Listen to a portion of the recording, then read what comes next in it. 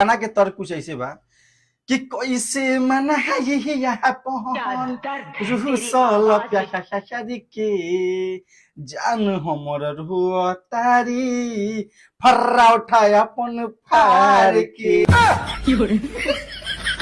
मतलब कहता नहीं ब्याह तू सबके फाड़ दे। अच्छा रउआ का कहता नहीं अरे महाराज ई गाना हमरा चैनल पर ना चढ़ी, अश्लील बा।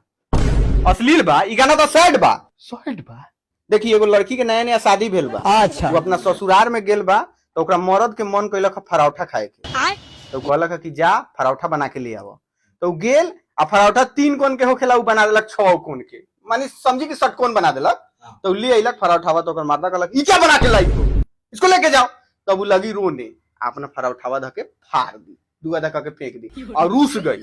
तो मर्दा उसको अपने भाव में इसी गीत के माध्यम से मना रहा है कि जान हमर रोआ तारी पराठा अपन फाड़ के फाड़ के जाए फाड़ के, हाँ फाड़ के तेरी गाल मारी।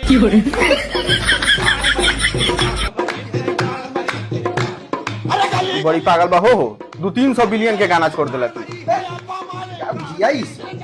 तू गाना अपने चैनल पर डाला, नया 0 से स्टार्ट कर ले।